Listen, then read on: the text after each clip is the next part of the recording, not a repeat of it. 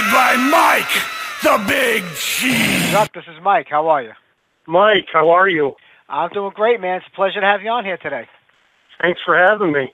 Anytime, man. I tell you, the album came out great. You did a phenomenal job on it. Great, thanks. Anytime. I know it's been like a long time coming because the band got started really in the late 80s, around 88, right? Yeah, we got going, we all kind of met up. We're actually friends in high school, different bands, and we kind of hooked up to get that started. The three of you knew each other for a long time, but you always seem to have trouble, it seems like, with the vocals and the drummer. So when it came to the album, how did it work out? It was me and Mark David and Paul Joseph started the band, and we just couldn't get that right connection with people. Everybody jumping. At one point, I actually jumped in as vocals, and we found another guitar player, and it's just been a struggle through the years. We all got into different projects throughout the year, but we tried several times to get things moving, and it's just been the right time, and we've been working on this album for a very long time.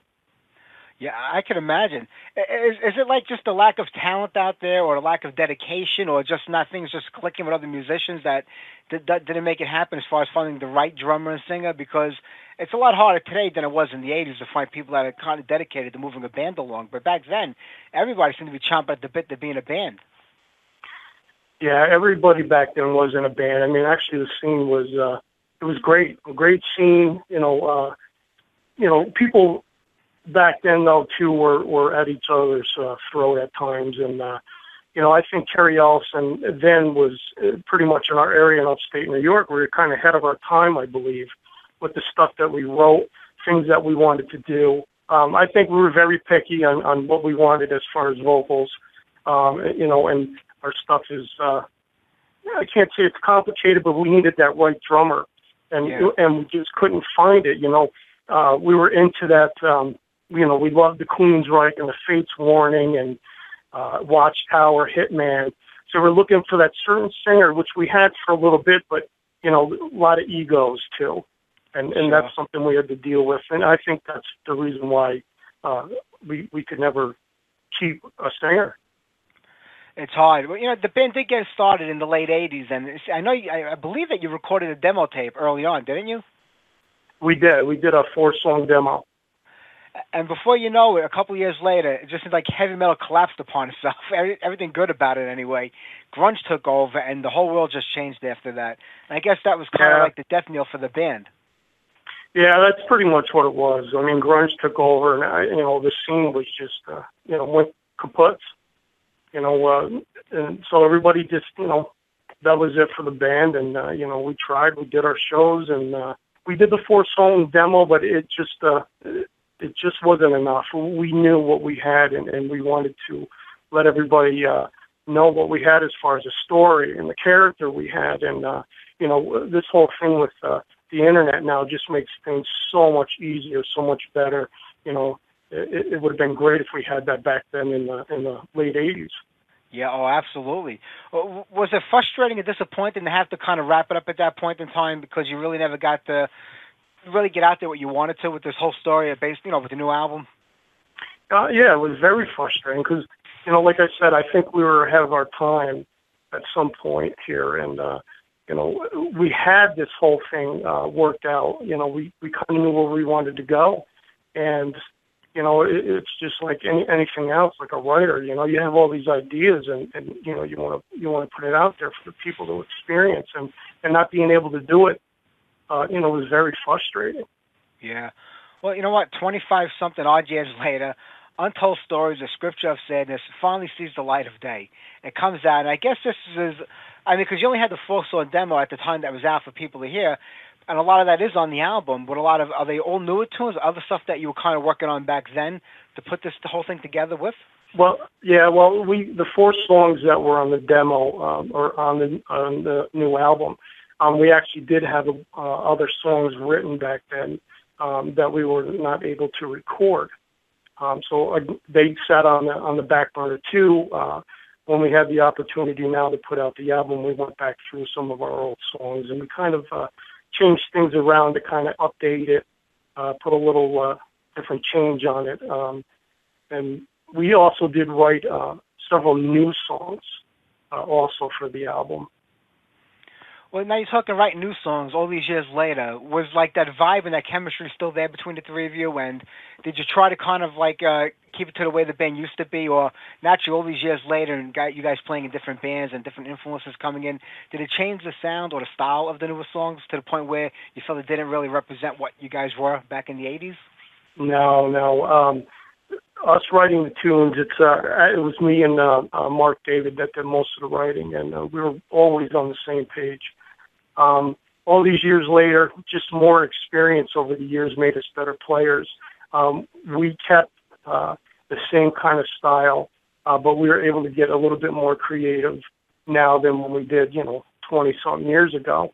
But we kept it, trying to update it more now, but we kept that Kyrie Ellison sound that we wanted from day one. Yeah.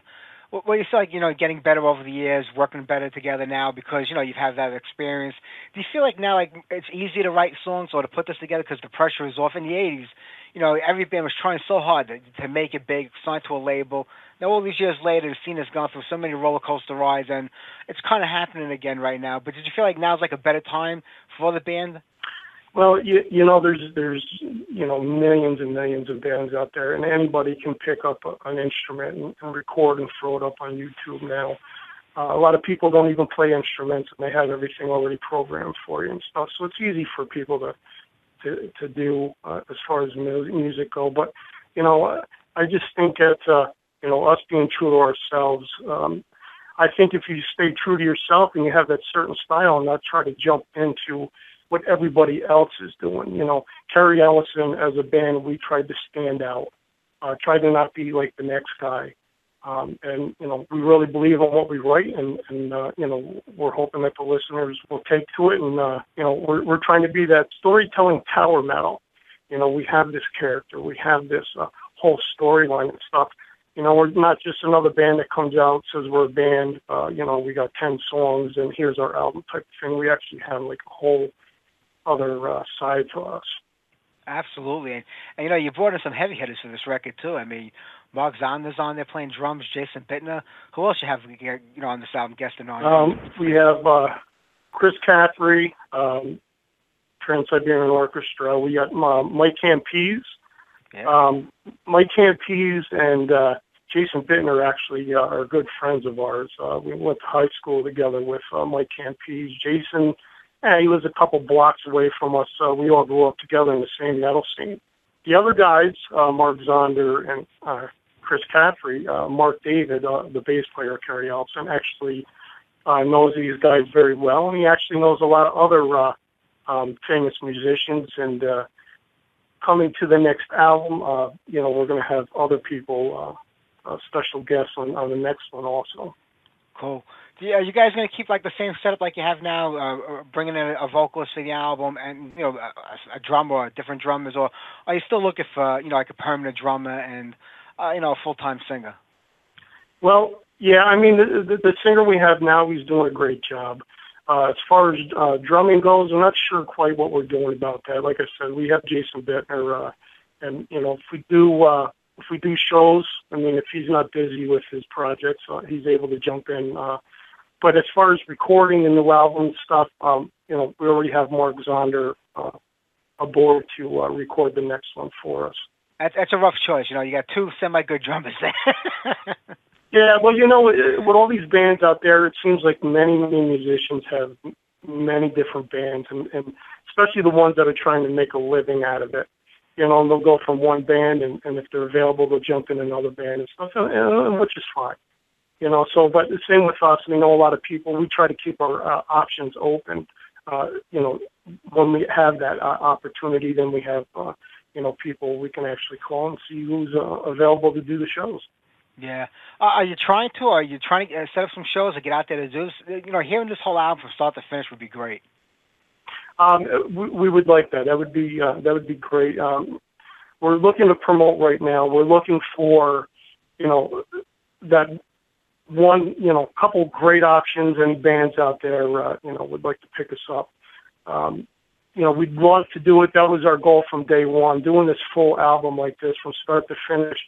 You know, we were a band even back in the 80s, early 90s. You know, we loved doing shows. We had the props. We had the fog machine and stuff. You know, we had this whole character with Kyrie Ellison we wanted to present to people. And you know, with her doing, you know, readings and tarot cards and something that we would like to do, you know, prior to our show and having fortune tellers there and stuff for the fans. And so, you know, it would be a great opportunity if we can get hooked up with the right bands and you know, the right promoters and stuff. It'd be great. I would love it. That sounds like a really cool show to go see. You know, there's nothing like that. A lot of people forget about the entertainment part of being in a band today. You know, it's nice to have a whole thing, you know, built up around the show. Right. That's what we wanted to do. I mean, back when you went and saw bands, you wanted to see a show. You didn't want to see 4 or 5 guys up there just banging their head and stuff. You wanted to see everything else that came along with it. And we still, as a band, Kyrie Ellison, you know, want to produce that again. We want to actually go out and have that full show. You know, do something like King Diamond would do. Yeah. You know, you have that whole, this is what Kyrie Ellison's all about. And we'd like to, you know, tell our story. You know, the book of stories untold there. Sure. You know, all our visions that Kyrie Ellison had in their Book of Shadows. You know, we'd really like to let people hear this. That would be fantastic. And I know I read that you spent pretty much most of last year, you know, like putting this album together and working on it and making it come to life. But when did you guys first start talking again about making it happen? I mean, because, you know, since 91, I'm sure you guys have kept in touch. But when did it really come about? We said, hey, let's put this thing together again and try it. Well, now I wish Mark David was here with me on the phone. He actually got contacted by someone. We had the 4-song demo on YouTube. And we got contacted asking if we were still a band. And at that point, I guess we were. We all kept in contact. And like I said, over the years, we tried to keep in touch and get the band going. But, you know, it started probably a year and a half ago, maybe even 2 years, at which we started getting things together and started writing for this album and going back through all the old songs and kind of, you know, changing some stuff around. And in the meantime, you know, we got a hold of the old singer, you know, which he was MIA. So, you know, we were doing a vocal search. And then, you know, we landed what we were looking for. You know, we wanted to go a little bit more mainstream there with the vocals. And, you know, back in the day, if you listen to the 1-song demo, there was a lot of high-pitched screams and stuff, which, you know, we still love today. But, you know, we wanted to change it up a little bit. Absolutely. Well, I'm glad you had this whole thing going. I mean, after the band broke up, did you stay in music? I mean, did you? I know you were in Kid Bluto for a while, but that was more recently. You know, over the last 10 years or so. 10 years ago, I don't remember when it was. But did you do anything immediately after the band broke up? After Kyrie Ellison split, you know, we kind of. I'm not sure what the other guys did. You know, I kind of laid low. You know, I didn't really do much. You know, I still wrote songs. I mean, I still have songs that I've written over the last 10 years. I still have that I haven't even used yet. But, you know, just jumping in and out of bands, doing some cover songs, you know, just to get out there and, you know, wet my whistle a little bit. And, you know, as far as like Kid Bluto, I was in a band called Bavaria over the years. And if people don't know, along with me playing guitar with Kyrie Ellison, which is, you know, our main project here. Over the years, the other bands I was in, I actually did vocals. Yeah, because you sang with Kid Bluto. Yeah, I sang for Kid Bluto. I sang for Bavaria, and I was actually in a band with Mike Campese. It was called Altered Angel back in the day, and you know, I sang for them too. So, you know, between the bands, that's, you know, I kind of switched on and off. Which one you like better? You more comfortable singing or playing guitar, or does it really matter? It doesn't matter. With Kyrie Ellison, I love playing guitar, you know, because me and Mark David wrote the tunes, and there's so much fun to jam out to, and, you know, that's my baby project, you know, and it's a lot of fun playing guitar. Anything else outside of Kyrie Ellison, I'd probably be a vocalist. Yeah. Well, I mean, you know, you got Facebook now, MySpace, all the social media out there. Were you surprised at how many people remember the band from back in the day when you started going around on the internet and seeing people still trading the demo tape and talking about you guys? Was it surprising, or did you think people kind of just forgot completely about you? Man, well, you know, after these years, I thought people kind of forgot, but once the name started surfacing again, it was very shocking to see how many people, you know, were interested. Still in the band, saying, "Oh, these guys are back. They surfaced. You know, what's going on with these guys?" So yeah, we got a lot of interest. That's good to know. That's always good. So what do you got coming up? What do you got coming up for the band right now? Because I'm going to play one more tune. We're going to wrap this up, Chuck. So what's happening with the band right now? And where's the best place for people to come find you guys and grab a copy of this really great album that you worked so hard on over the last year? Well, right now the band is doing a lot of promotions, promoting the CD. Like I said, if we get good contacts, we can get some great shows. We're going to jump on that. We are actually writing for the next album. We're going to start doing some scratch tracks as of April. The fans can grab the CD at cdbaby.com. I believe it's on Amazon. I'm not sure. They can go to KyrieEllison.com. I'm not sure if they're able to access it there yet. But there is several different places. We just got a distributor from Germany who just picked it up. So everything's new. We got more and more people picking it up. So as it comes about, then we'll post it up on KyrieEllison.com, and people can go there and then they can grab the CD. That's fantastic. And Chuck, you did a great job in this. I think one of your bandmates is trying to call in, but they keep hanging up as soon as they connect to the internet, connect to the switchboard. But we're going to wrap it up here anyway today. But I can't thank you enough for calling in and talking with us today. I'm going to play one more tune off the record. And everybody, go out there and buy this record.